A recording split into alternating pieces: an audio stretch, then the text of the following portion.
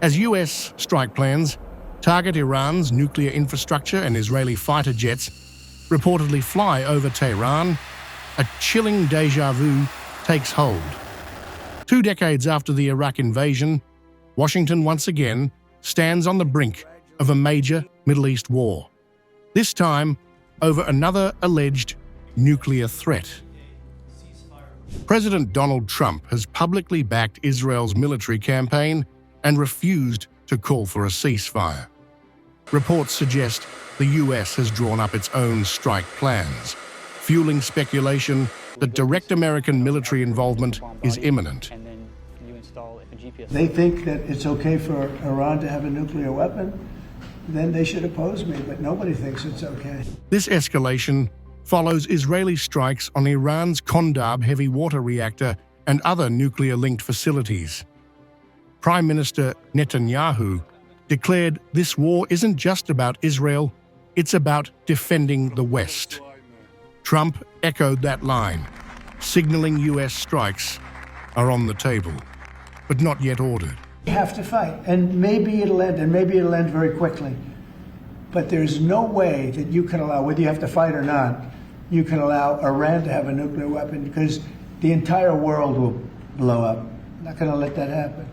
Trump further escalated tensions by openly threatening Iran's supreme leader, Ayatollah Khamenei. He even claimed to know his exact location, prompting fears of a potential decapitation strike if Iran chooses to retaliate.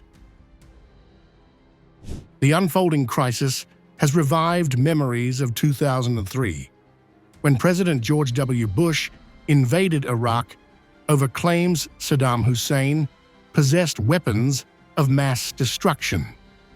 Those claims were never verified, yet the war reshaped the region and gave birth to terror groups like ISIS. Analysts warn that the U.S. may be falling into a familiar trap, but this time, the stakes are higher. Iran is not Iraq.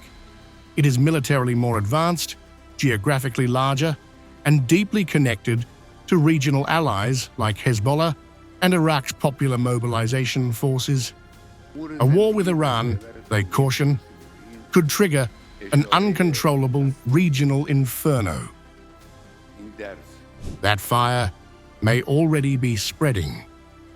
Sheikh Akram al-Kabi, leader of Iraq's al-Nujaba militia, warned that if even a single hair on Khamenei is harmed, every American soldier, diplomat, and civilian in the region becomes a legitimate target.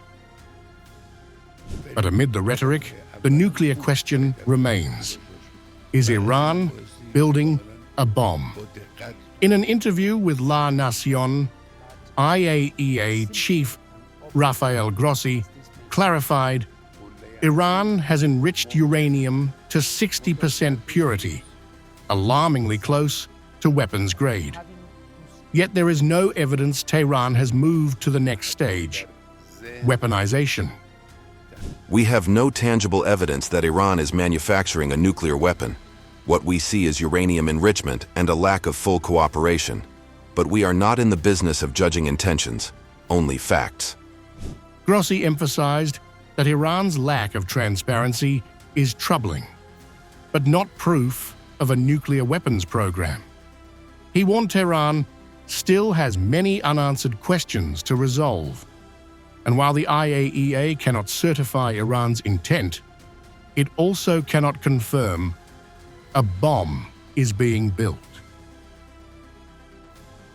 So is war being driven by threat or by fear?